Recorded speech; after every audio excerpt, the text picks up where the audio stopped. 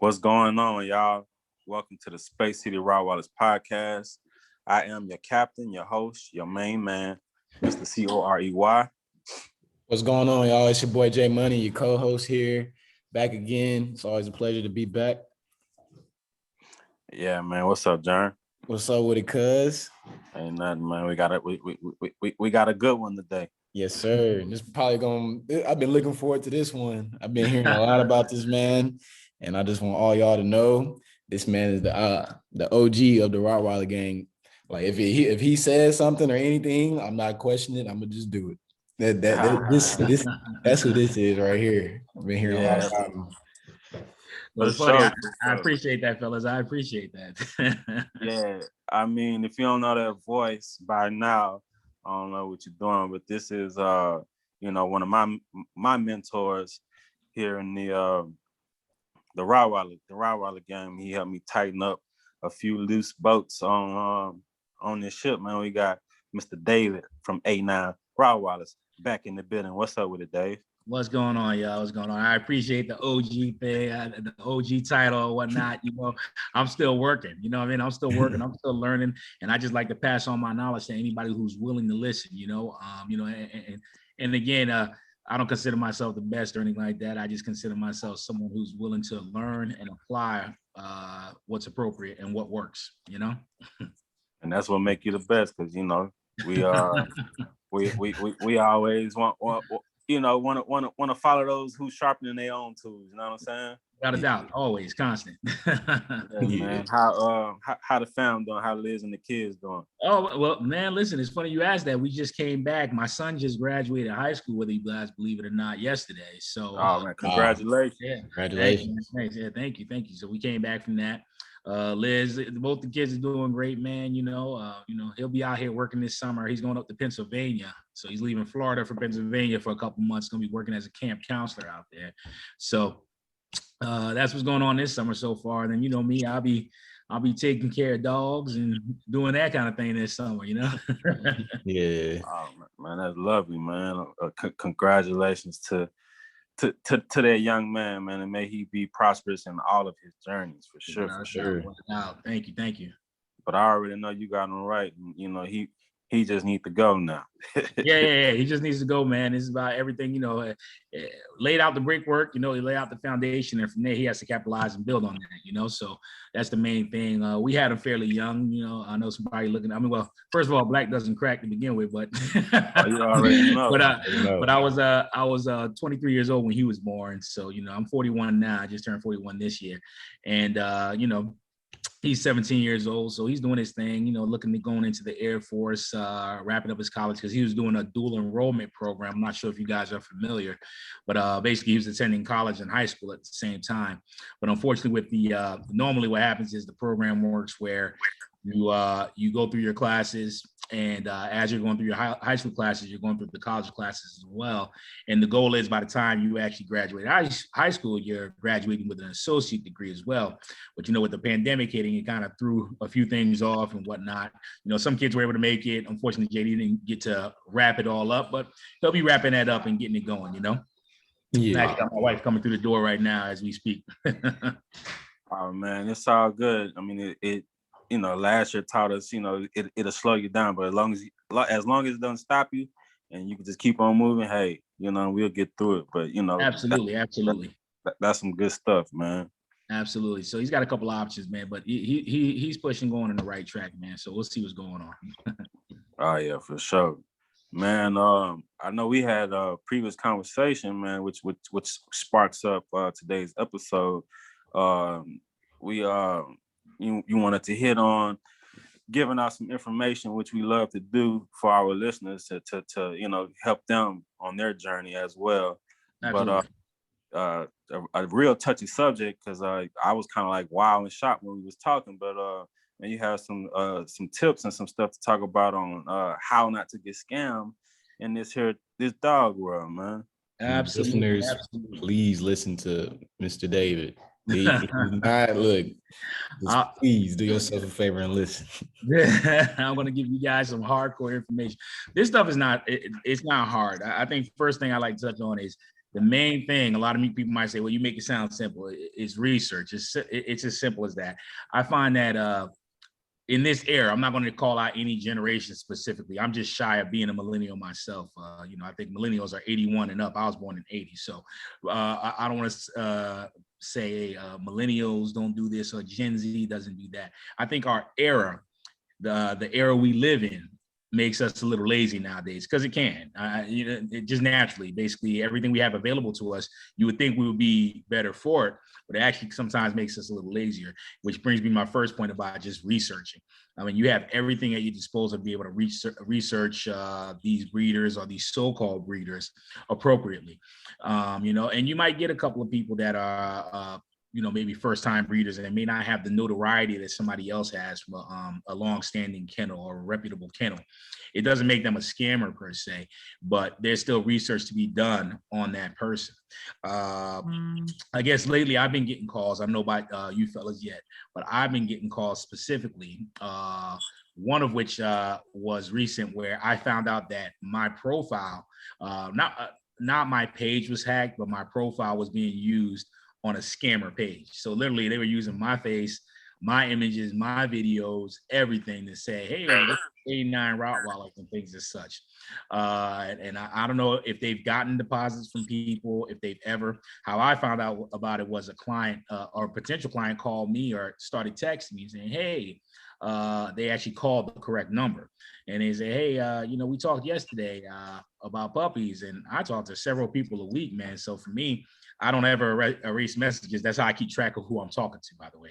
Little tip for you guys. It's as simple as that. I don't erase any message. I name the person immediately once I feel the person is somewhat serious. Even not, I'm still not deleting the message until I talk to that person again. Actually, I never delete them. So to tell you the truth, they never get deleted. And with that being said, that's how I keep track of who I'm talking to. So the person said, hey, we were talking last night. You told me the price of the pup and this and that. You had 2 females. In my head, I'm like, I don't have 2 females right now. I actually had 1 female that just came back on the market coincidentally, but I hadn't told anybody about it. So I'm like, how did she know? I was like, well, maybe I slipped up and told. I talked to a lot of people. All right, hey, send me a message again is what I told the person. Just send me a message through Messenger, and then it'll pull up our conversation. That's how I remember who I was talking to. Sure enough, she said, okay, I'm sending you a message right now. Never got the message. Long and short, fellas, eventually I start talking to the woman on the phone. We wind up doing a Zoom, just like our video chat of some sort. And we figure out that, hey, she was never talking to me at all. She was talking to this person that was trying to scam her and get a deposit. First thing you got to understand about these scammers is that any money is money. They win automatically. I don't care if you send them a $20 deposit or a $2,000 deposit. They win. They win automatically, because let's say I'm going at 20 people for $20, you know what I mean, per person. I'm gonna rack up, I'm gonna make some cash just off the fact that I told them it was a $20 deposit and I never speak to them again. I can give them a fake address, because you better believe these scammers are doing their research. They researched how they did me. They researched my profile. They knew I lived in Florida, which is not a surprise to anybody who just look, which is actually one of those common questions that I get sometimes. I laugh at people because it's all over my profile that I live in Florida. It's on my website that I live in Florida. And people ask me, hey, where are you located? Well, in Florida. That's why we put it on the website. So even the scammers know that I live in Florida. And they're doing their research to tell you that. But then all they have to do, which this person did, they gave a fake address and gave all that stuff for somebody to come pick up a puppy. The reason I know that is because my wife is the one that started conversing with this person to try to get in contact with him. And they gave a fake address in our town of where we supposedly live to my wife. Us knowing that, that's not our actual address. Thank God they didn't actually have our actual address. But nonetheless, they're doing their research. So you as a buyer, a puppy buyer of any breed, should be doing your research and your due diligence to make sure that you're not getting scammed. And it's quite simple, to tell you the truth. I mean, what should I start with, fellas? What you want to know? Yeah, I was going to ask you, are there initially any obvious red flags from the jump that should stand out automatically, or is it a little bit more in depth? I think one of the biggest red flags, which sometimes it goes into once you get into that conversation with that person, is a breeder negotiating prices. I'm gonna tell you first. I'm the first one to tell you guys, folks. It's not that a breeder won't negotiate prices, but it's very rare that they're gonna negotiate the price with you. Okay, I'm not saying every breeder does that, but I can tell you from most reputable breeders, they're not negotiating their price, you know. And if they do, a lot of times it's probably because you're buying a couple of puppies, maybe from them from 2 different litters. They might hook you up that way. So it's not that it's impossible, but it's rare that it's happening that way, you know. For example, this guy was telling people he was starting off at, let's say, $2,500. He went down to as low as $800 with shipping. Come on. I'm gonna tell you right now, it's like, and that's what the person was telling me in conversation when I was laughing. And even the people are telling me, it sounds so good. It was such a great deal. I'm like, yeah, well, guess what? What's the old saying, guys? If it sounds too good to be true, what? It probably is, right? Right. It's like me telling you, yeah, I got this new Lamborghini that's normally a $500,000 car, but I'll sell it to you for $200,000. Now, yeah, it's still a lot of money, but if that's not pulling up a red flag for you because the deal is so great, you know what I mean? Especially online, you're not in person, you're not seeing the car physically, you're not whatever. Come on, it's probably BS. Okay, right. And that's really what it comes down to. If it's too good to be true, or it sounds too good to be true, then it probably is. And negotiating prices would be one of the first things. Negotiating prices to ridiculous amounts. It's one thing for somebody to knock off $500, maybe a couple $100, you know, based on what kind of business you're doing with that individual. But for them to knock off a whole $2,000 and they're going to include shipping. First of all, shipping anywhere in the US is generally going to run you anywhere between $350 for any puppy of any size. It's going to generally run you $350 to upwards of $600 to ship a puppy anywhere in the US, depending on the weight of that pup. Okay. And that's generally speaking. So you're telling me that person is going to sell you a puppy for $800 and ship it for $600, and they were going to make a $200 profit. Let's not forget all the supposed expenses that this scammer breeder had, like, you know, raising the litter, this and that. Come on, people, get your heads together. That don't make any sense. You know, I think that's just kind of common sense. Come on.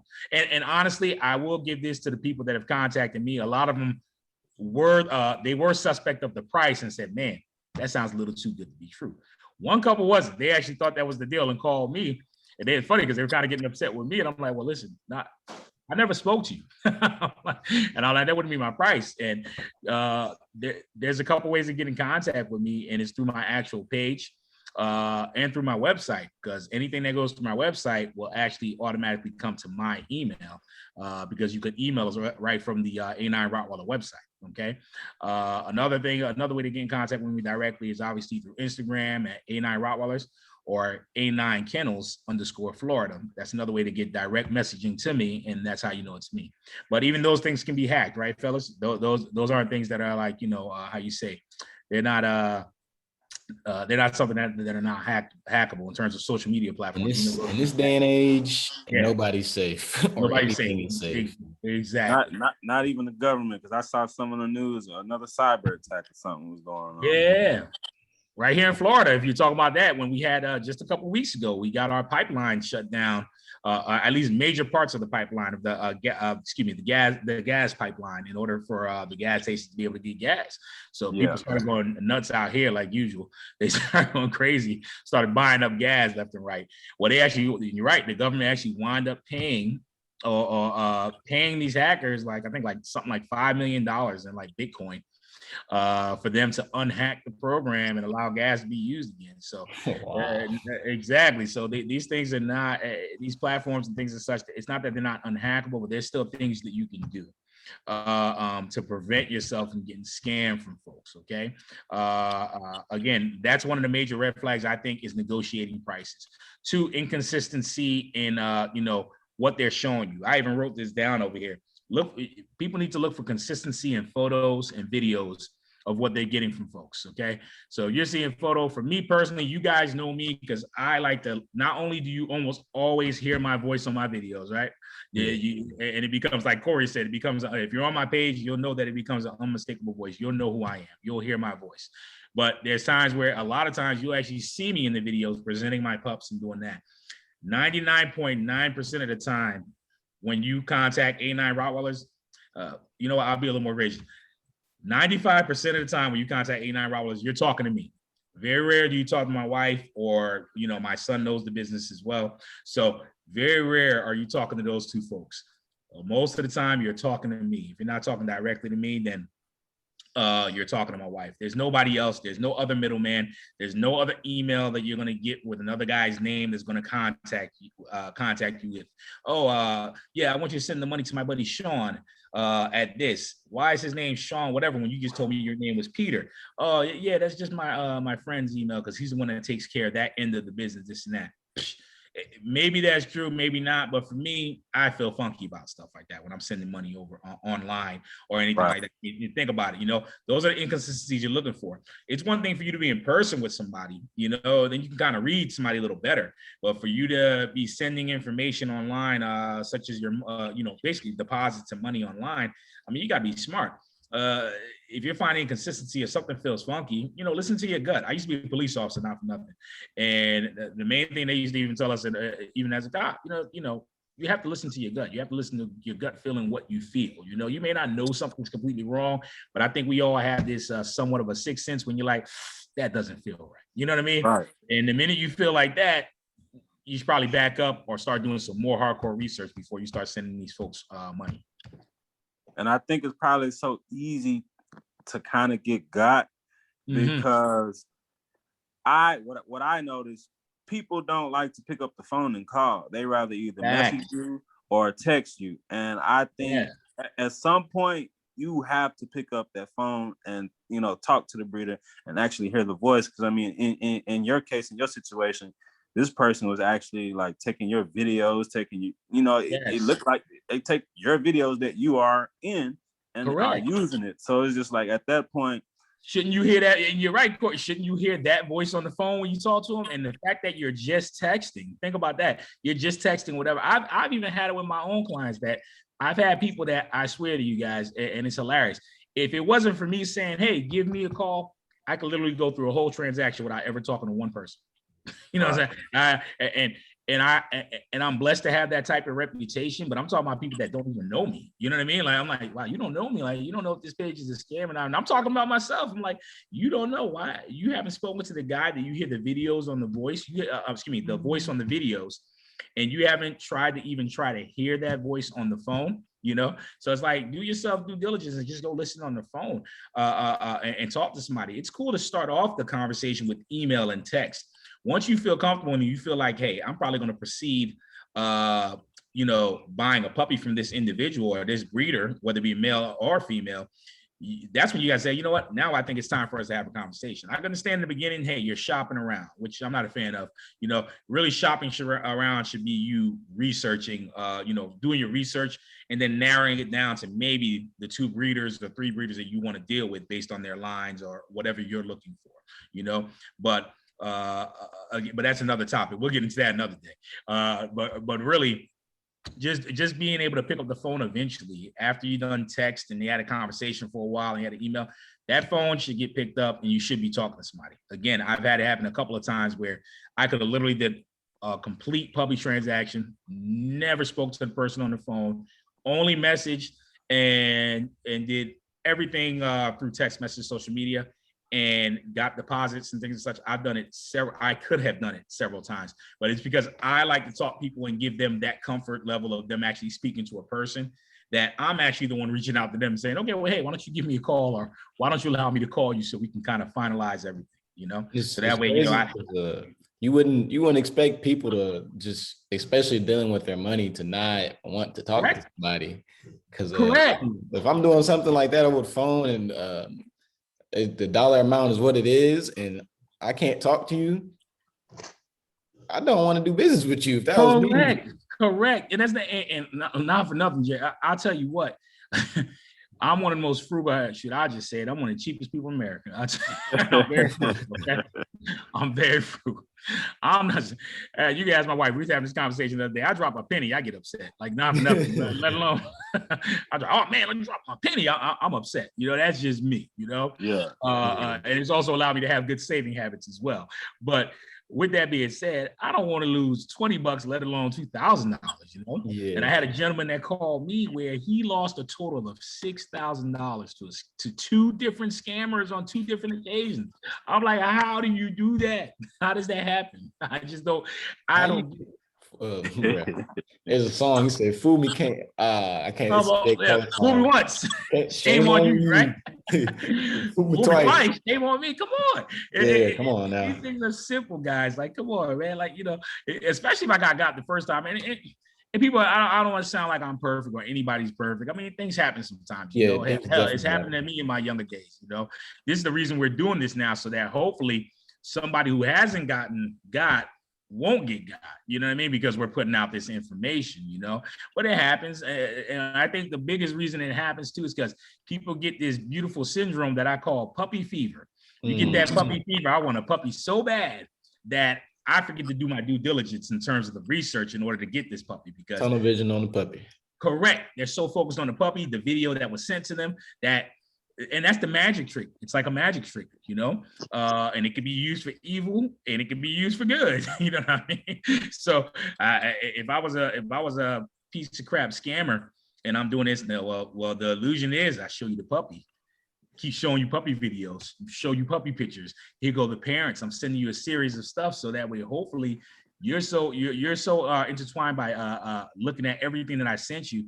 You're so mystified by looking at the puppy pictures, especially the puppy pictures. Those are dead, man. You're getting puppy pictures, videos back to back. Now you're so mystified by that, you forgot to ask me all the other questions on your list. So I would say the first thing for me, in order for you to puppy scam proof yourself, is to make a list of the questions you want to ask a breeder. That way, even if you're distracted by the puppies, because hell, I'm guilty of it too. Puppies are cute, right?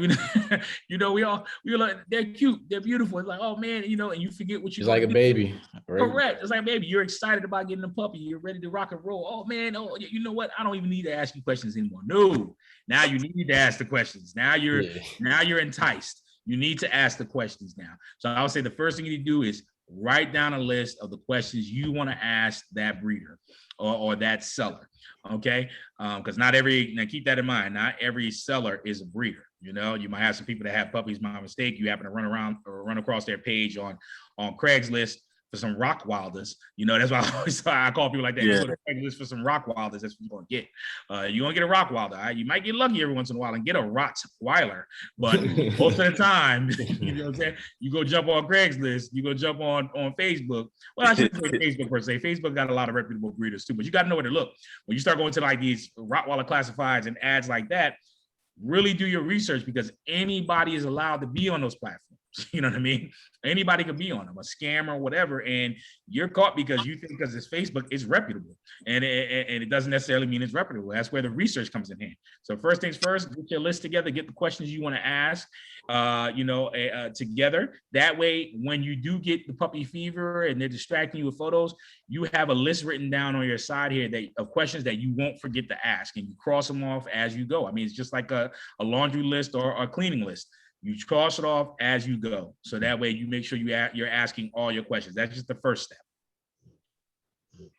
Now, some of these rules can some, if not all of these rules can apply on the reverse side. Let me just use myself as an example as a breeder, and I'm searching around trying to find some new blood to add to my program, which is right.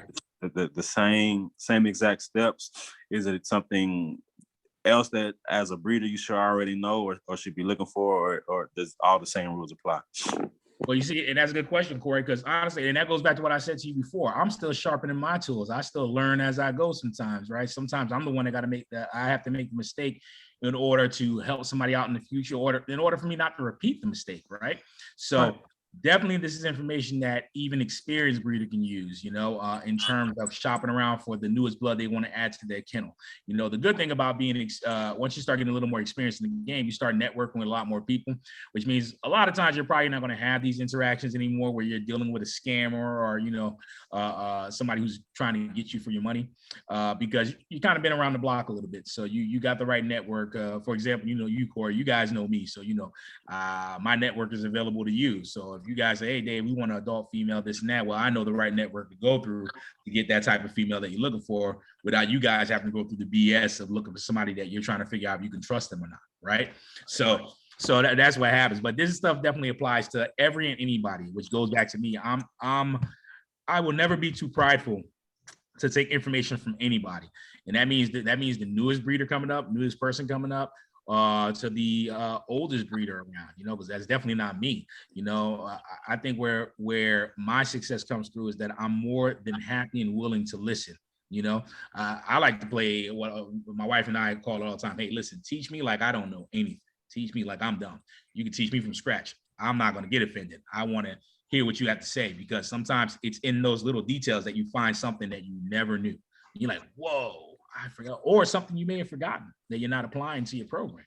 So I think, again, too, with any of this information that we're talking about today, which is there's a lot more that we'll definitely go through here, I'm sure, in terms of questions you guys have about puppy scam proof stuff. But there's a lot of stuff that some breeders out there may know or may not know. And keep in mind, even us doing this podcast, guess what? The scammers have access to this podcast too.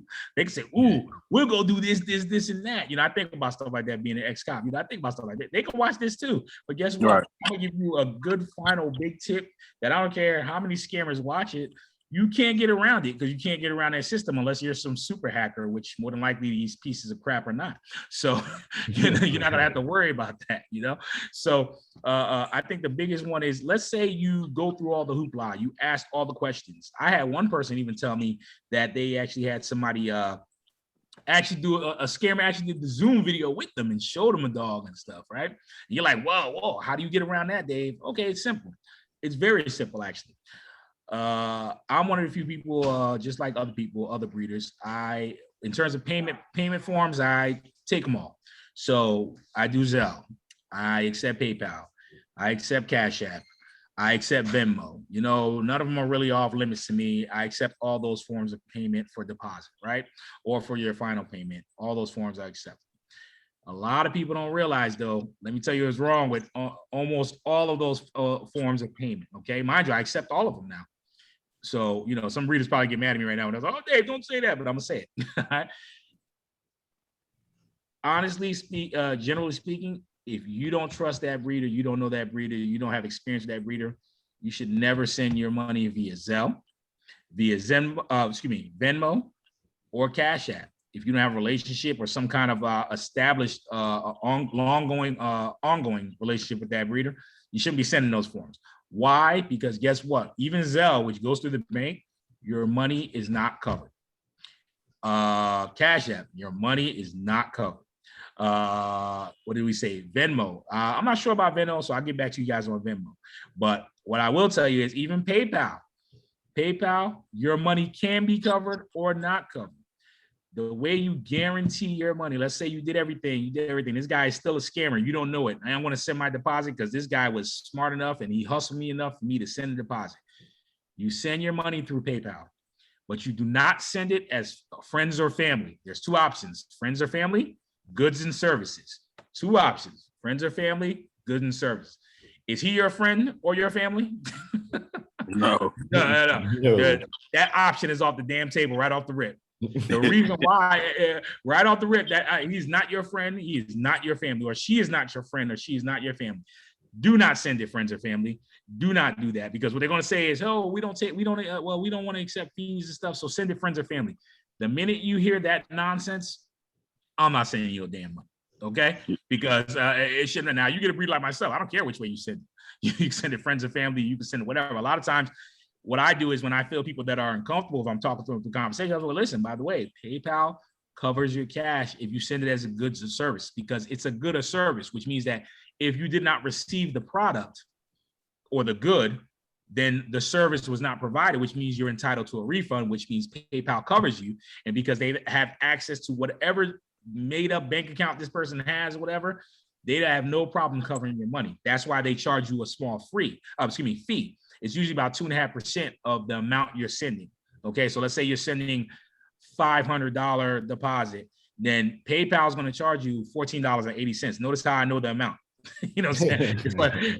It's $14.80. Notice how I know that amount. All right, so that tells you. You've done this before. Yeah, exactly, right? It's $14.80 for every $500 roughly. And I think the more you send, it gets slightly discounted. But generally speaking, for every $500 you send through PayPal as a good service, it's $14.80 to cover the money. That's what the service fee is for. A lot of people say, oh, PayPal is just trying to make money. No, because if you think about it, as a company, they're assuming the risk. That's why they ask you for the 1480, because they're assuming a risk. Now, breeders, for the breeders that are mad at me now, because I know there's a couple breeders out there going to be mad at me. Oh, Dave, why you tell them that, man? I don't want to get no money at PayPal because I don't like them taking my service fee. Well, this is what you do, breeder or seller. If you don't want to pay the fee, that's fine. Just be honest and tell your client that you don't want to pay the fee. Hey, listen, I don't like to pay the fees up front because I don't like to pay I don't like to pay my fees on PayPal. You have to assume the fee. Well, guess what? On PayPal, there's an option for the buyer who's sending the deposit to say, hey, I'll cover the fee. And most buyers, guess what? Because you want your $500, you don't mind losing $14.80 because guess what? If that guy's a scammer, you only pay $14.80 to learn the lesson, but you're going to get your $500 back. You know what I mean? So it's a lot of things like that that people don't realize. And guess what? Seller or breeder, you didn't have to pay the $14.80 up front. Now everybody's happy in that sense, you know? So even if I had to learn a lesson, I'd rather learn the lesson at $14.80 than $500. Or in this gentleman's case, he paid out $6,000. So you're talking about, it probably would have cost him about $100 to cover all that money. But instead of being out $100, he's out $6,000. So you still lose a little bit, but you're not losing as much as you would if you were putting out a full amount of money. You get what I mean, guys? So this is something basic. So I don't care what scammer is listening because you can't get around that. You know what I'm saying? They don't run PayPal. You know what I mean? You know what I mean? Right. Yeah, unless you know how to super hack PayPal, you're not getting around that. And I doubt they're hacking PayPal for $500 deposit. You know what I'm saying? So it's like, so think about it that way. If it makes sense, you know what I'm saying? It's just logical. That's the way you should send your money if you're going to send your money to somebody you don't trust. If you're fine and you trust the person, you ever went. Even then, when I say somebody you trust, somebody you've dealt with over long term, or maybe you're a repeat client for that person. Well, yeah, now you can send money, Cash App, because you're comfortable with that person, right? You've had a good experience with them, you're cool. But for somebody, first time buyer, first time meeting somebody, you should be going through PayPal. Be willing to pay the fee yourself because maybe the seller doesn't want to pay the fee.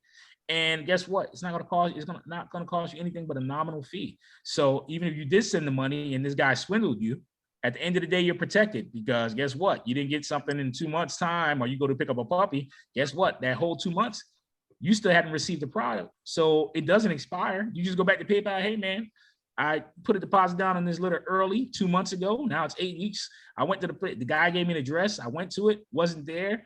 BS, you just give that all in your detail to PayPal, and you don't even have to explain that much because you got the protection. Boom, boom, pow, you got your $500 back. Simple as that. Or whatever amount of money that you put down back, that's what you get. But you always have to do it through friends and family. So let's say you're doing it in pieces. I said friends and family, goods and services. Every time you send that person money because you have not established a definitive relationship with that person, which means that you have not received the product yet, which is the puppy in this case. I hate to call them products, but you guys get what I'm saying. You have not received your puppy yet. Every time you send that individual money, it's always through goods and services. Every time through PayPal. Now, you take your chance with Zelle and Cash App, you're taking a chance. Venmo, I'm not sure, but I'll get back to you guys on the Venmo thing if they cover your money or not. But I'm going to go with no, they don't, because of the way you're allowed to get money. They don't charge you a fee. And think about it this way. Why would they protect your money for free? Right. You know what I'm saying? You know, if you're not getting charged a fee, then guess what? You're not protected because you didn't pay us nothing to protect you. You know what I mean? You know, if you need a bodyguard, if a Hollywood movie star needs a bodyguard, a random bodyguard doesn't come off the street to protect them because they're getting injured. No, they got paid bodyguards that protect them. That's why they're getting protected, because they're paid. So it's the same thing with PayPal or any other source that you use for money. If you didn't pay them a fee, guess what? More than likely, your money's not protected. It's pretty much that simple, people.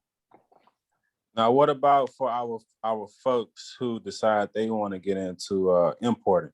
And like, how would that process be dealing with someone, you know, in a whole nother country?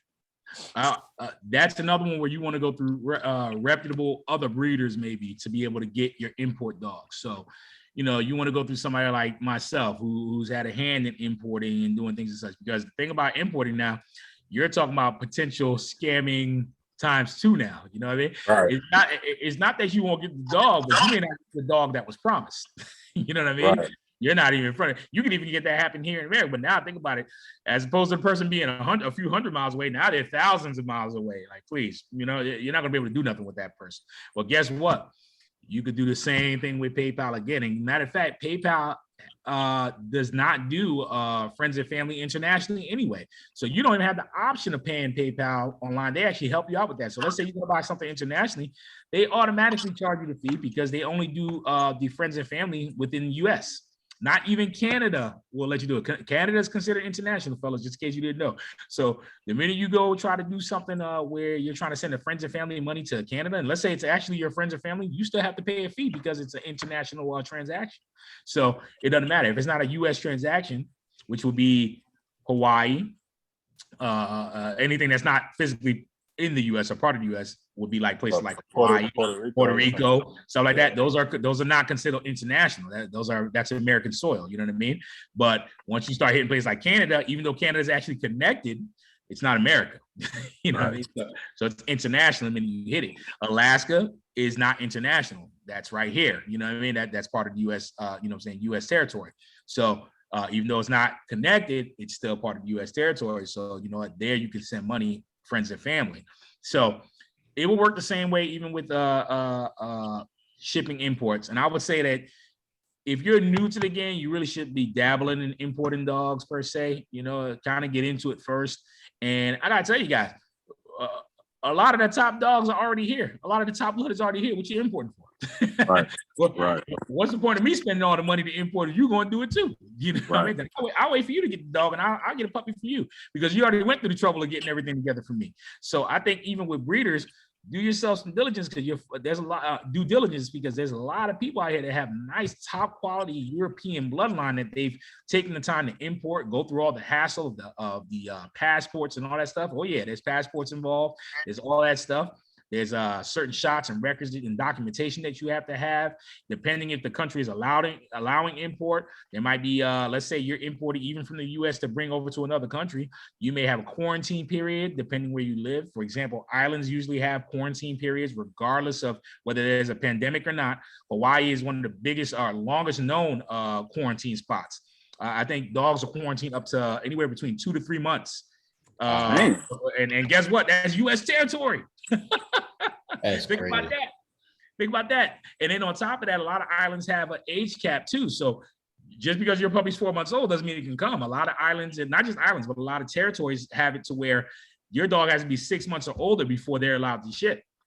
Bare minimum is usually about 4 months old, you know? That's usually, you know, there's places that I'm sure get around it, but I'm giving you general idea of how old a dog or a puppy has to be before they're allowed to be shipped like international, you know, or what would be considered international, you know. So that could be a pretty big dog.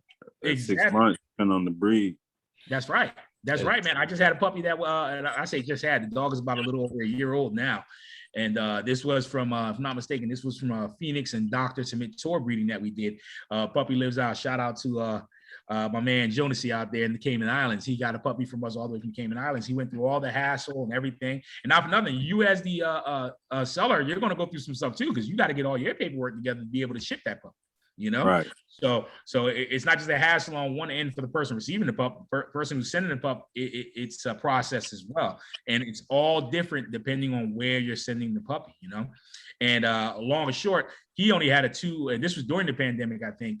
He only had like a 3-day quarantine or a 2-day quarantine on his puppy, but that was the Cayman Islands. You go to Hawaii, and I know a lot of dudes, I used to be in the military, so I know a lot of dudes who got shipped off, who got stationed in Hawaii, who with their own dogs that they've had already for like 5 years, that dog had to be quarantined for 2 to 3 months. When he got to Hawaii, now you can go see the dog, but the dog's not coming out that facility until that 2 to 3 month period is up. And that's when you get your dog, let alone a brand new dog coming into town, you know? So it's a process, man, for certain things in order to import. So it can be a hassle.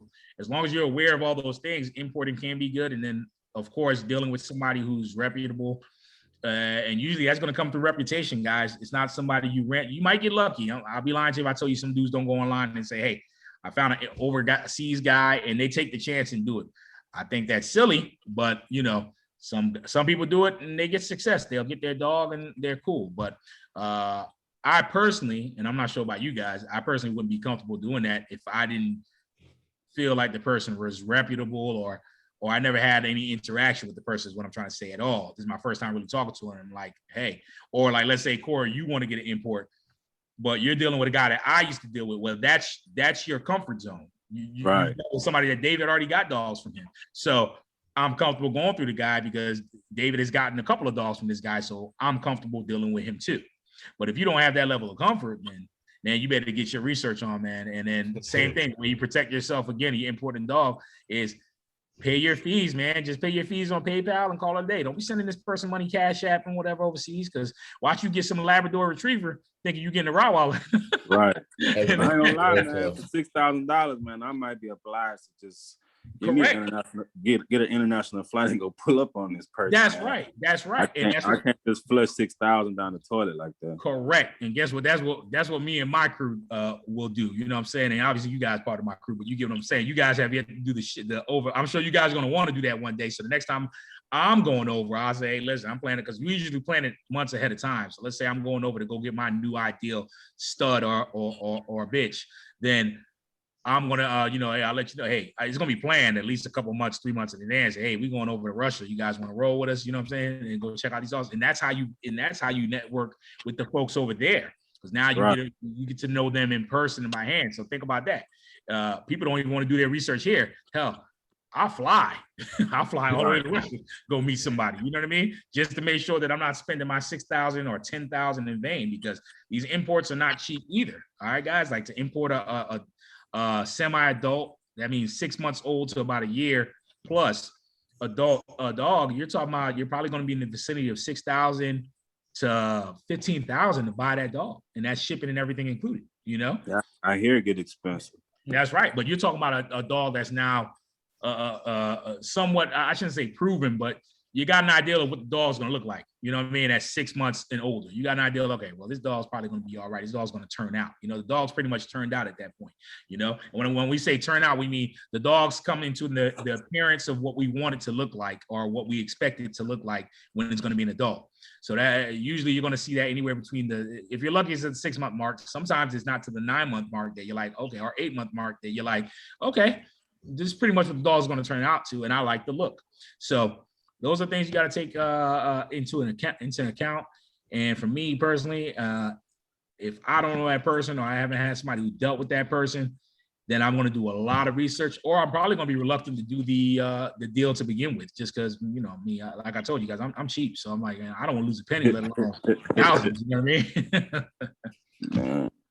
And and you hate to see that these things happen to people, but sometimes people, you just got to use your common sense. You know what I'm saying? And I know it could seem real good online and all that stuff, but you got to develop those relationships.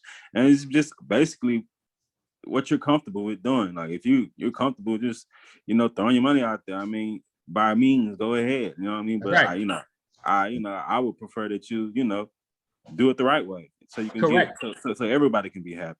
That's right. And at bare minimum, if you're going to protect your money, you know what I'm saying? Let's say you do fall into that. I would say at least be smart in the sense of how you send money. I mean, if you're sending money, you didn't do your due diligence. Or let's say you're lazy. Let's say you're lazy and you don't want to do all that, which I think it's silly, because it'd be no different than you buying a house or buying a car. It's a small investment. So you don't just go buy, unless you're investing in that property and you're willing to, and even a house is a little different, right? Because at least we can renovate a house. You can't renovate a dog, Right. If it ain't like what you like, you can renovate a house. You can't renovate a car. You can renovate a car. You can't renovate a dog, So I would say there's even more research that needs to be done, because you can't change the animal. If the animal is genetically flawed, then it's genetically flawed. There's nothing you can do about it. There's no amount of food, protein, exercise, or anything you can do to that dog to make it the dog you want it to be. And all of that was preventable if you just would have done some research. So it's simple like that. It's simple things like that I tell people, like, listen, have some common sense. And at bare minimum, if you're too lazy to even do all that, one, maybe you should be getting that dog. But if you are going to be that lazy, at least be smart enough to know, hey, let me throw my money through PayPal as a good and service. And at bare minimum, even though I had to pay $600 on $6,000, I'd rather lose $600 than $6,000. You know what I mean? So in other words, you spent $6,000, you spent the $600 to cover it. You're getting $5,400 back versus freaking nothing back. I'd rather the $5,400. I chalk up the $600 as a loss, and I learned my lesson. So it's one of those things. You got to think about it that way. All right. And I would say use your common sense. And then we're in 2021. That's right. Ask for videos. I mean, because it's easy for one to go go get a picture offline and Correct. steal somebody else's picture. You know, go ahead and take it a step further. That's ask for a video, and then from that point, then you know, ask to get on a video call with the person, and you know, just talk to the person. I think that you know, that's probably more than half the battle right there. It is more than half the battle. And you know, it's funny. It's simple. Here goes another simple one. You know, maybe I come from an era. You know, it's funny. I'm only 40. I'm 41. You know, in terms of how I was raised compared to how somebody who was raised to me maybe 15 years younger than me, it's a big difference. For example, I'm of the era where, you know, you didn't have a computer, hell, let alone a cell phone. Shit, cell phone was like, you know, cell phone was a new technology. Like you had a cell phone. Not everybody had a cell phone coming up when I was a kid. Right. Crazy, like they were expensive. You know what I mean? It's not that they didn't exist, but you know, kids like Zach Morris had them and Saved by the Bell. You know what I'm saying? You didn't, and even then, you saw how big and clunky that thing was. You know, right? You know. It wasn't something everybody had. The thing that we had growing up as kids was beepers. You know what I mean?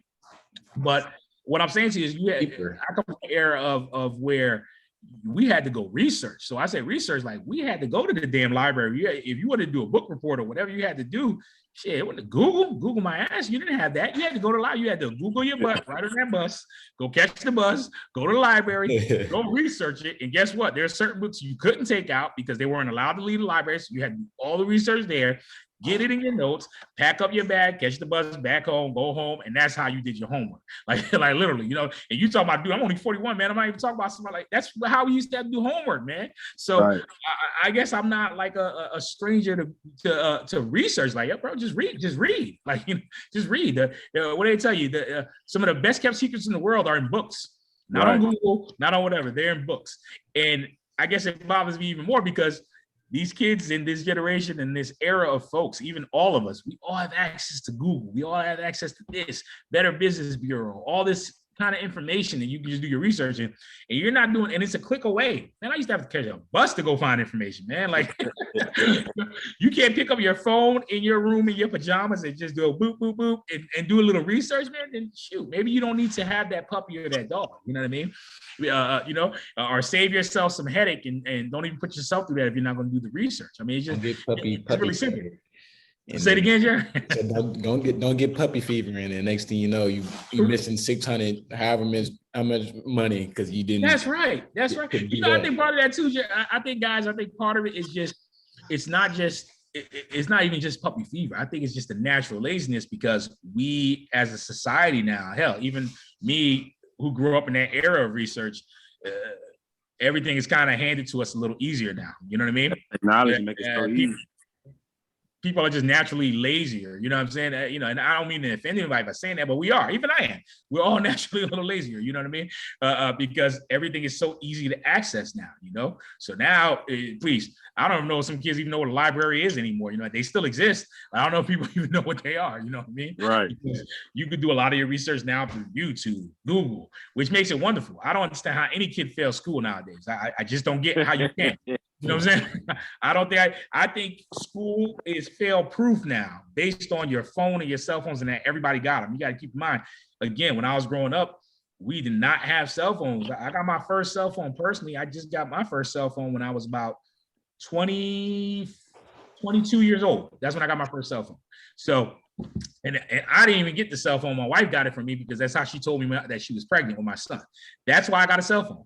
It's because my wife gave it to me as a gift to surprise me and tell me she was pregnant with my son. So even in my 20s, you know, early 20s, we didn't have cell phones then, and cell phones were around, but you know, I was still using a beeper, like not for nothing, you know.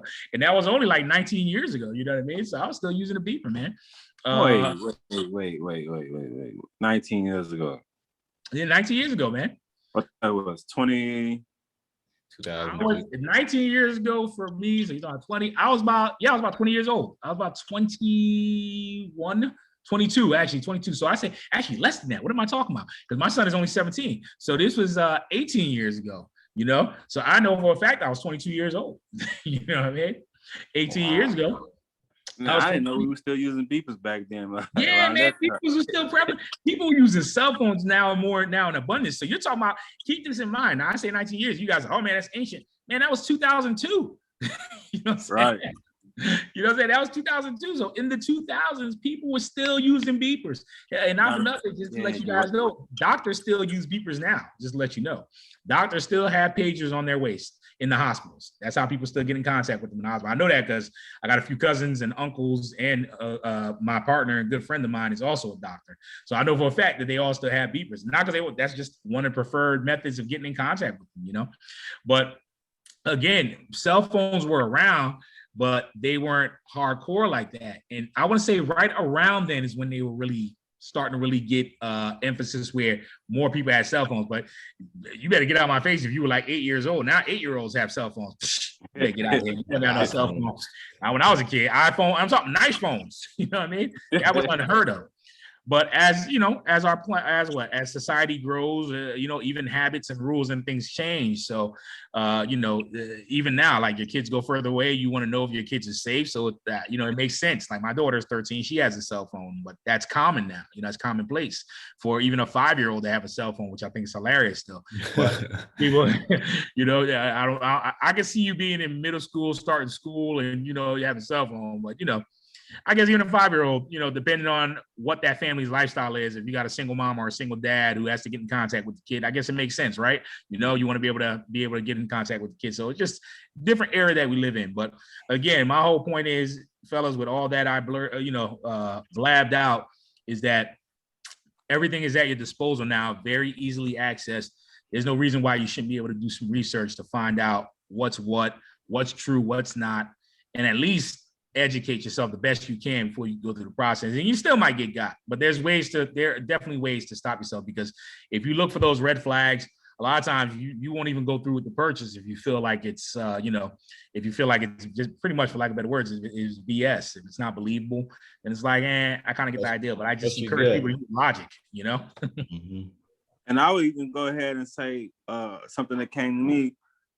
Reach out to another breeder. You know what I mean?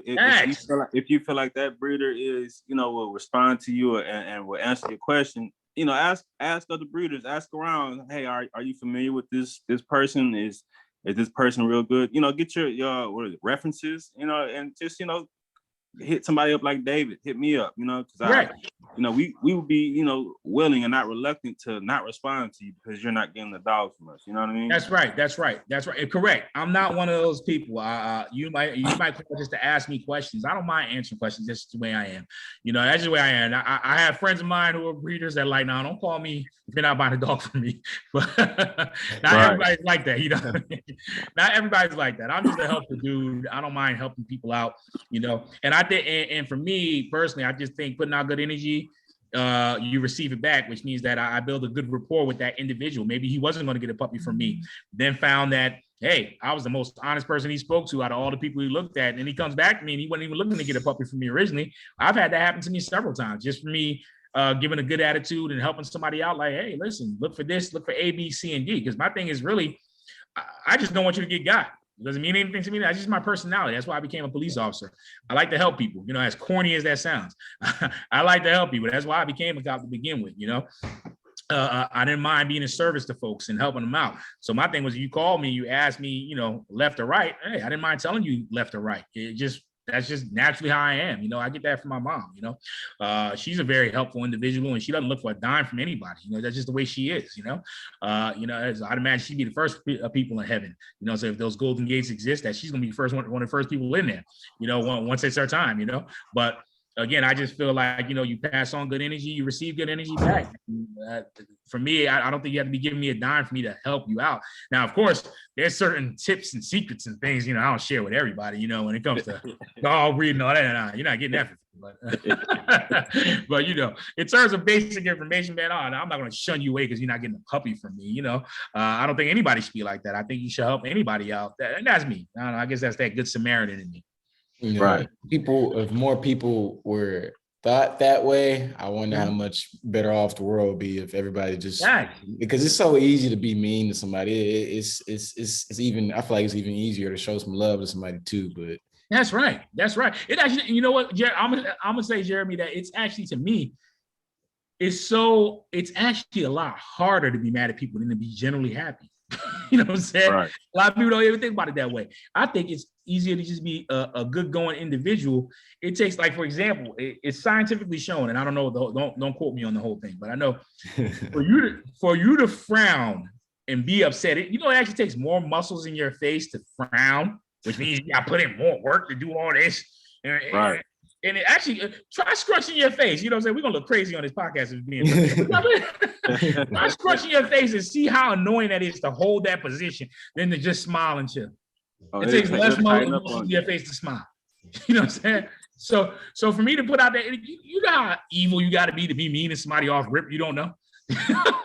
Like, to me, you just be angry at somebody, man. You put a lot of energy out to be angry, man. Isn't it just easier to just be kind of cool, going easy, laid back, man? Yeah. So that's for me. But I will tell you another thing that people don't do, that goes back to my library comment, is, man, references. What about references? You know what I'm saying? That goes back again to dealing with somebody who's somewhat reputable, or a reputable breeder in general. Because again, you might have a person who sells puppies in any breed, but they don't necessarily consider themselves a breeder per se. They might consider themselves a hobbyist. But a lot of times those folks may have a small little following, or they have a small reputation, and which means that they've had past clients who bought puppies from them, which is where the references come in play. For me, if you guys notice on my page, on my Instagram page, I like to @ the person that owns the dog in the actual biography, or whatever you want to call it. I like to @ the person, say, hey, such and such, A9 such and such doing great here in Colorado. This family is great with them. To follow this one, go to @ whatever. Now, this goes back to that technology I was telling you guys again, this era we live in. It's so simple. Guess what? Let's say I'm going to buy a puppy from you guys, Corey and Jeremy. I'm going to get you a puppy from Space City Rottweilers, right? But I don't want Space City Rottweilers to know that I'm researching, because I am. And again, just to let you guys know, people are doing that right now as we speak. As you guys are building, people are following you that aren't going to buy a puppy from you for another 2 years. And they're going to tell you, I've been following you for 2 years. I know they do it to me all the time. and guess what? I know this for a fact because I used to do it. I'll follow you for 2 years before I was ready to get a pup from you. There are people right now following Space City Rottweilers that you have no clue that are going to buy a puppy from you in 2 years from now. And they're going to tell you, I've been following you for 3 years and I like what you're doing. I watched your whole process, and that's why I'm getting a puppy from you now. Well, guess what? That means that if they're smart, they're researching. So for me, I like to put the @ information, because without you ever contacting me for a reference, guess what? You can just go to the @ Go to the @ That's your reference. Go there. Hey, not for nothing, David put out your information. I saw A9 Rottweilers put out your information. They put out this and that. What was your experience like with A9? What was your experience like with Space City? What did they do? Oh yeah, this is that. They're getting a whole profile on you without you even knowing it, but because your reputation precedes you, okay? Because you've always treated everybody right, like we just talked about all that good karma, right? Yeah. You don't have to worry about them going or whatever. So guess what? I put everybody's @ I don't care who you go talk to. Guess what? You're not going to find somebody who's going to talk crap about you. You'll never find it, because you know why? I put out good energy. So I don't care who you go @ behind my back. And I don't even consider it behind my back. I actually consider it being smart. So I'll take those words away. I consider being smart if you go look at the @ and you go do the research, you contact those folks, and you get as much information you can before you get a puppy from one of those breeders. If you can't do that with somebody, then maybe that's not somebody you should buy a puppy from. Maybe. I'm not saying it's always true, but if you can't do that, maybe. But I can tell you, most of the reputable breeders I know that are on Instagram and on Facebook and all these other social media platforms, they have no problem putting the @ of the person who owns the dog. Almost every top breeder I know does that. You guys tell me of top ones that don't put @ of the people that they have. You know what I mean? They're going to put it. Especially the celebrities, because guess what? They're proud now. Now you might not get in contact with a celebrity if you @ them, but if you go @ one of the regular Joe Schmoes who are going to make up 90% of your clients anyway. Right. Hell, 95% of your clients, because not everybody's going to get a celebrity client. It's not true. Right. You're not going to get it. I just had a buddy of mine, a good friend of mine, who just had Chris Webber come pick up a Rottweiler puppy from him in Georgia. Literally just last week. So. Wow. Yeah, literally. I got the picture and everything. I'll show you guys, He just had Chris Webber come out. He just posted the picture and everything. And he's had several celebrity athletes that have come out and bought a dog from him because of his reputation. But again, you can see these @ and these people will answer you back. That's why I look for the Joe Schmo, the regular Joes. The regular Joes are the ones I'm looking for who have gotten a puppy from Space City Rottweiler, because they're going to tell me the truth. And if they had a crappy experience with Space City, let's say, and even then, do your research. Don't go by one crappy experience. Now I'm going to look for several. And if I got 5 great experiences out of one, well, then I'm going to assume that the one is probably a person being a little, you know how people are sometimes. You know, you get that one person that's disgruntled because maybe the warranty doesn't cover what they wanted to cover, but you gave them that warranty ahead of time. Now they're disgruntled because you don't want to cover the pup for something they did. And now suddenly you're a bad breeder. When in reality, so you're a bad person. When in reality, you got 10 other or 5 other people who are vouching for Space City Rottweilers and saying, hey, they're fantastic. So for me, I'm weighing that out, and clearly 5-1 wins. Hey, I'll probably want to get my puppy from Space City. And that's how it works, So people, just do your references. Do these people have puppies out already? And do they have people that are willing to speak on their behalf? And if the people did get a puppy from them, now, not only they got an actual puppy, which is great, because some people will stop there. Oh, he got a puppy. That's great. That means this guy actually has puppies. Whoa. Slow down. Like, what I mean? Now, what was the experience with the puppy? What does the puppy look like now? Whatever, because sometimes you might have to get what I call the Rottweiler effect or the Rottalope effect. Go get a dog look like a Rottalope, and that's an antelope mixed with a Rottweiler of some sort. Something that you're not sure what the dog is. Look like a Labrador Retriever mixed with a Chihuahua or something, and call it a Rottweiler. So be careful. Correct. They out there doing it. You better believe they out there doing it, man. I saw your post the other day, which I thought was hilarious.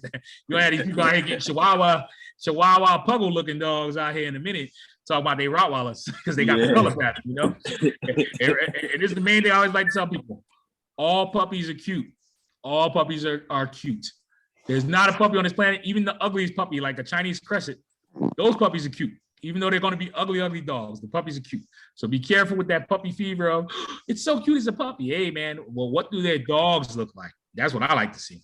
What do the dogs look like? Because puppies can look, almost all puppies can look good. It's happened to me. I imported a puppy that was a great looking puppy, man. Potential. Fantastic personality. Dog grew up great, but the dog never turned out. The dog wound up looking like this, and he's a great dog, but for what I'm doing, it was an ugly dog. I hate to say it like that, but it's the truth. You know what I mean? For the type of quality of dog that I'm breeding, it was an ugly dog. But when I tell you this is probably, I think it pissed me off more because the dogs had such great personality, such phenomenal drive, such a great dog. I'm talking about a dog you could train, you could train this dog to go do whatever you wanted to do. The dog was so perfect in that sense. But then the dog looked like a Doberman mixed with a Labrador mixed with a Rottweiler. It was just like this horrible look that didn't fit the standard. So I couldn't breed to that dog. So I wound up rehoming the dog with a family member of mine because I couldn't keep the dog here in order to do what I'm doing with my program, But I still have contact with the dog. I still play with the dog. I hang out with the dog on weekends and stuff. I won't say his name or nothing, but he's still one of my favorite dogs of all time in terms of his personality, but not his look. You know what I mean? But it happened to me. He was a great looking Rottweiler puppy. I have no clue what this dog morphed into when the time it turned into a year-old. I was like, what the hell is going on with this dog? and that's what happened to me, man. I got. And that was years ago, but I got, man. The dog is like 5 years old now, but I had got from overseas. So you see, I'm telling you with the experience. It's funny. I don't just speak. I don't just talk the talk, man. I have walked the walk. And when I tell people like, hey, man, be careful with that import and stuff, man. Because if I can go back in time, I would have bought my import dog right here in America, which means it wouldn't have been an import because the blood was already here. Right. Okay? The same blood for that dog and better dogs. I've seen tons of fantastic male studs right here in the U.S., born and bred right here. Why are you going overseas? You know what I'm saying? If you don't have to, if you don't absolutely have to, and I'm not, and that's not to deter anybody from going overseas because there's a lot of great breeders overseas and great reputable guys over there that are selling quality dogs to you. But my thing is, if you've never done it before, why are you dabbling in that right away when you haven't even got the experience of what's going on here? I don't want to get a dog sent to me, and that's what happened to me. I got a dog sent to me that looked great as a puppy, and I watched it because I picked up the puppy. The dog looked fantastic, and I know Rottweiler, man, that dog looked good, and I couldn't believe it transformed into this dog that I saw in front of me, and I was like, wow, it was like it was bad, guys. Let's put it that way. It's pretty bad, but even though that's still one of the best dogs I've had. Man. And I think the last thing that I can say is don't get caught up in the hype. You know what I mean? Because that research that will blind you. You know what I mean? The hype of this particular breed, this particular dog, will have you out here getting something that, you know what I mean, something that you won't be happy with. That's right. And I think, like we covered in terms of what you said, you're looking for consistency, not just in the videos and the photos and the person that you're potentially going to be talking to, but also in what they're producing, what that individual producing. What's the consistency of that? Again, those references are important, to see if they have people that are willing to give them great comments and great feedback, without you even having to go through the person. Now, if you have to go through the person, then get the numbers and whatever you have to do. That's fine too. But what I'm saying is it's so easy access now to be able to get references without even ever having to talk to me. You can go on my page, and my page is not private. Most reputable breeders' pages are not private, So, and you'll get some that are private. I don't know why they do that, because my thing is, if you're selling puppies, why would you want? It's like McDonald's having a private page. You get what I'm saying? Like, why would your page be private if you're doing a breed? But I don't know. Some people do that. I think it's kind of silly, but especially if you're selling puppies. Now, it's one thing if you're just a hobbyist and you're really doing it for, just for your own purposes and such, and maybe you're a private person. I get it, but I guess if you're trying to produce puppies on a grander scale, at least for me, I'd imagine you want people to know about it, So my page is not private, which means that you can see everything that I post, and then you can see all the acts, which means that without even ever talking to me, you can go contact all those acts and the hundreds of posts I have, and you don't even have to go through all of them. Just go back a couple of years, maybe a couple of posts, and pick 5 people with the act and go hit them all up on Instagram. It's right there. I mean, this stuff is easy access, fellas. It's not hard to do, and then when all else fails, if you've gone through all that, you've gone through all the hoopla and all else fails, at bare minimum, send your money through a company or a money distributing source that's going to back your money, that's going to guarantee your money back if something goes awry.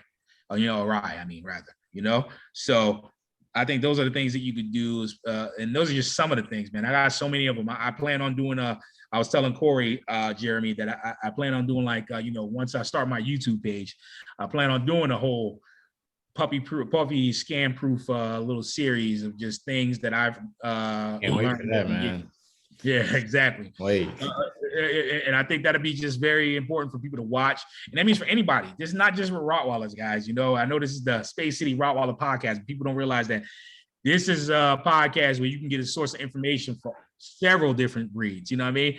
You don't just have to apply what you hear to Rottweilers. This applies to all breeding and all all facets of breeding, rather, is what I'm trying to say, and all different breeds. So don't just look at it. You hear Space City Rottweilers podcast and you think whatever. We can have a Frenchie breeder, which I just happen to be, on here next time talking about Frenchies. You know what I mean? We could be at any given point. Corey and Jeremy could be hitting you guys up with anything on Space City. Space City just Rottweilers just means that we're going to share some knowledge of breeds, of dogs in general. They just happen to be, we love Rottweilers. Right. Y'all, you told please, me earlier in the game. You told me, look and see what breeders are doing with other breeds. You know what I mean? Right. They might be doing something that can help fine tune the Rottweiler breed, or vice versa. You can learn everything from anywhere. And I think a lot of people look at that sometimes too. And a lot of good breeders out there, a lot of people just experiencing the game. They may not be breeders, but they're experiencing the game of breeding. I hate to call it a game, but you guys know what I mean. We're just giving you a little slang talk there, folks who don't understand that. Bottom line is that people who are experienced this know that they can get information from anywhere. It's just like life. You can get any information from anywhere and still apply it to your daily life, even if it's not exact.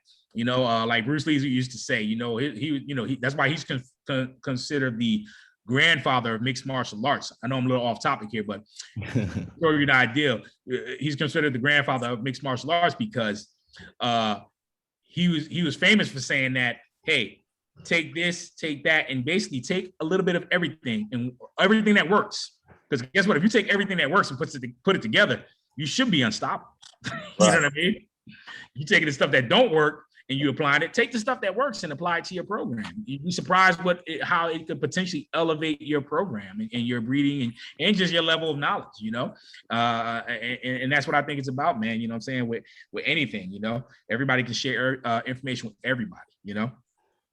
Yeah, man, we definitely appreciate you dropping these jewels, man. And I hope y'all listen, man, and y'all, stop please out there getting scammed, man. please go check out David's all his social media, man. This dude is this is my first time really meeting David, and I just want y'all to know, like, this man, I really rocks with David, man. We really appreciate you for coming on.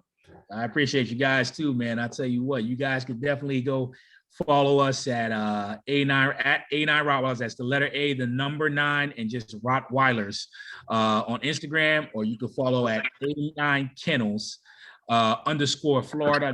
That's the new page we created as the backup page to A9 Rottweilers.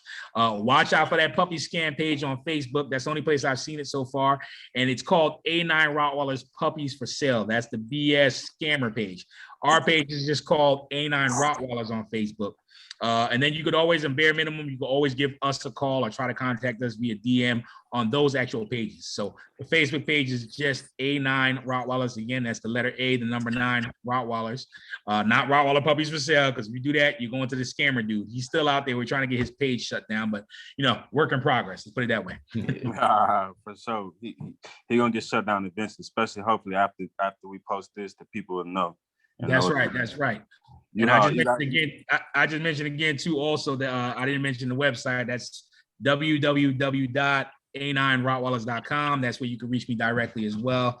Nobody has access to that, so it's just me, my wife, my family that are running it. So that's another way you can contact us, so you're not getting scammed. And make sure you're looking for that for other pages too. It doesn't have to be A9, it can be Space City. Look for all this information as reputable as you can to make sure you're making correct contact with the appropriate people. That's right. You got any announcements? Any exclusives? I don't know, man. I get too many phone calls when I make announcements, man. I got some stuff. Let's say I got some stuff from brewing, man. Corey, I'll tell you on the side, man. You and Jeremy earn that stuff. So I'll tell you guys on the side about, my secret potions, my secret little concoctions that I'm mixing up. You know what I mean? But you guys already know, I'm always working on next stuff. I just let you know, a good breeder. And this is a tip for any breeders out there. Probably one of the last things I'll mention. A good breeder is always planning a couple of years ahead. So I got stuff right now, fellas. I already got stuff from 5 years from now that you guys ain't even ready for. So, like, you talking about puppies that ain't even born that I have together in my mind.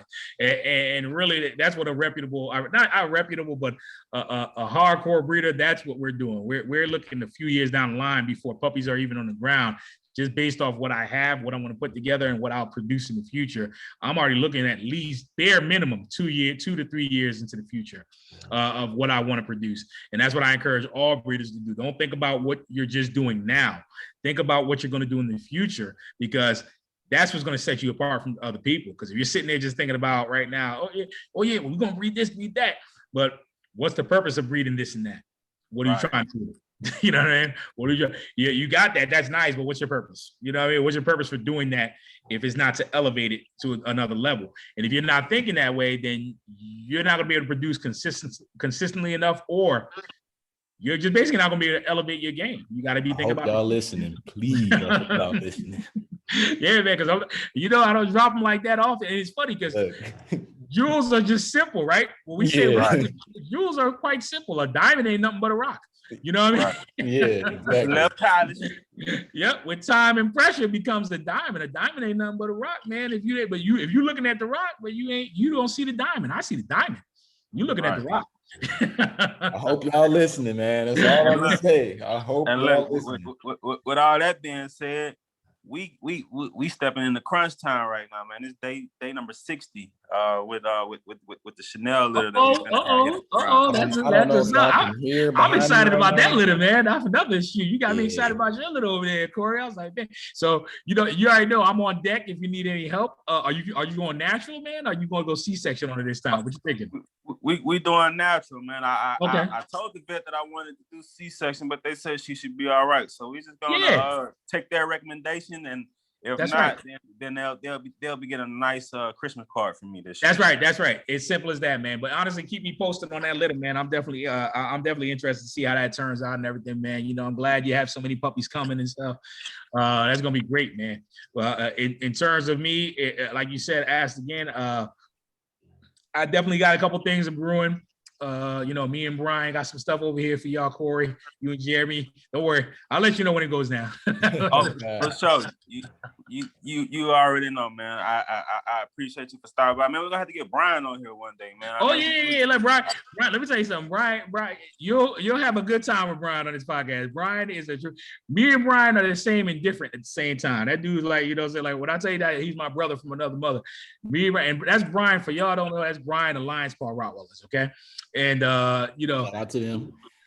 That's exactly. It's funny because I always tell people, you know how they tell you opposites attract. You know what I'm saying? We're very similar in a lot of things of how we believe ours, but there's little things about us that's what makes us connect. Where I'm like, nah, Brian, that ain't a good move. And he'll do the same thing. Dave, that's not a good move. I don't think you should go with that. You know, and we're honest with each other about things. And if I can't say anything about Brian, man, Brian is honest as hell. So he'll tell you, oh no, he's not like me. He's not like me. I'll sugarcoat a little bit, you know. So it's like Brian to tell you straight up, your dog is ugly. You like, nah, your dog's ugly, man. I don't like the dog. Yeah, no problem. That's an ugly dog. That dog, you know, you shouldn't even be breeding that dog. He'll tell you just like that. He won't be nice to you about it. Shout out to Brian. Right. I got a little more couth and stuff like that. But Brian to tell you straight, especially when he get to know you, you know. And Brian also is a medical doctor, for y'all don't know. So, you know, his schedule could be a little tight, whatever the case may be. But, you know, if you plan it ahead of time with Brian, man, I know he'll be more than happy to come on this podcast and do an interview with you guys, man. You know, as a matter of fact, I can set that up for you guys if you want. Yeah, man. Please. No doubt. We can even do a 4-way, man, because he'll tell you, boy, Brian, like I said, you'll see what I mean when I say Brian jump on this thing. He'll tell you like, nah, man, don't do that. He'll be like, nah, don't do that shit. He'll tell you just like that. For sure, man. I appreciate you for dropping them jewels again, man. Oh, without a doubt, man. Without a doubt. That's anything. Like I said, it goes back to me helping just the Rottweiler, because really it is about the breed. You know, again, as corny as this may sound, you know, it's about improving the breed if you can. Right. At least that's what I believe in, regardless of what anybody believes, what I believe. You can only know what I believe by me telling you, right? And that's me telling you that it's all about improving the breed, moving forward with some kind of code of ethics and morals when you're breeding these dogs. And that goes for any breed, you know. If you're putting the dog in danger in any kind of way, well, I'm not about it. I'm not the one to talk about people. I don't jump on these Facebook pages where they're talking about people left and right. You know, if I got something to say about you, a lot of times you're going to hear it from me. Right. Very rarely you're going to hear it from somebody else. Very rarely. And a lot of times that's because that person let it slip if I did say something about them. It's very rare that I talk about people like that. Corey, you know that for years. I'm like, I don't talk about people like that. I just don't get into that. Just not me. I'm not one of these gossip girls out here on the internet. I just don't do that. You know, my overall thing is, listen, for everybody, you know, especially everybody criticizing people, oh, Serbian this, that, German, that. Listen, read what you like, okay? Read what you like. Do what you want. Make sure the dogs are healthy, and, you know, you're doing everything, whether it be health tests and all that stuff, to make sure your program is moving in the appropriate way for the breed. Other than that, you know what, let people breed what they want. You know what I'm saying? Mind your business, you know. And I know some people might say, well, that kind of contradicts what you're saying. I don't think it does. I think, you know, there's a certain look that some people like, and there's another look that other people like, you know. And if you haven't proven either look to be unhealthy, then what's wrong with that person breeding the look they like?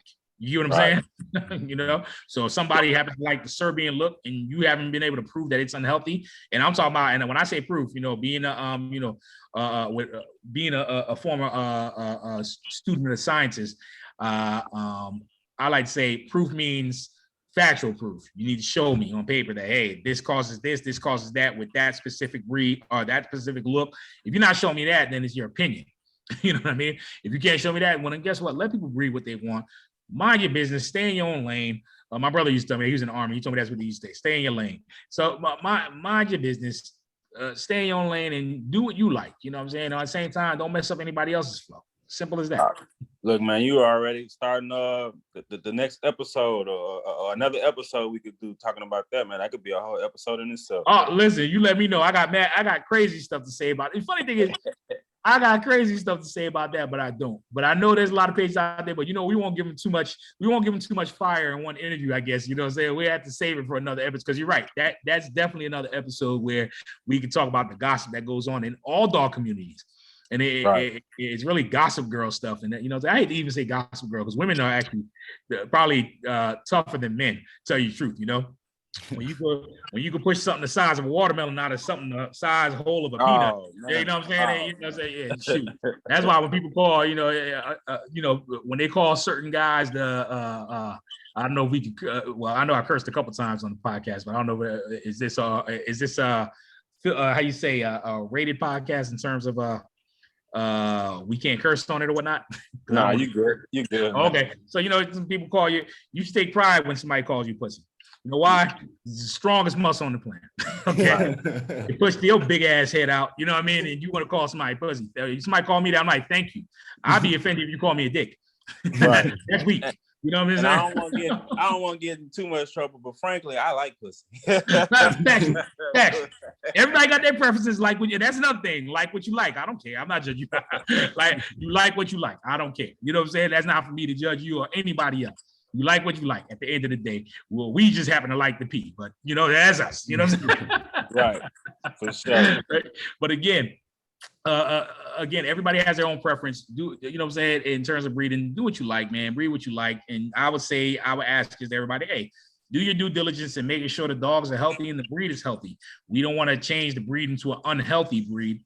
Just make sure you're doing that much to keep the breed healthy and stronger. And hopefully we're breeding for more longevity instead of for defects. And that's the main thing I would say in terms of breeding. And that's just my point of view. At least that's what I'm doing. You know what I mean? So I can't speak for anybody else, but for me specifically going forward, that's how I like to breed. That's how I've always bred. And I breed for the breed. I breed to make sure the breed is a bigger, better looking dog, or just as pronounced as it could be to stand up to the standard of what the breed should be. That's just me. Sure. But with that being said, man, we're gonna close it out, Dave. But again, thank you, bro. Thanks for coming on, Dave. Oh, most definitely, Jeremy, Corey, man. We'll talk soon, man. Y'all let me know when y'all want to do that next one, man. I'll try to set it up with Brian for sure. Yes, sir. So, man, I appreciate y'all for checking us out, man. Drop some comments. Let us know what y'all thought about this episode, man. Appreciate it.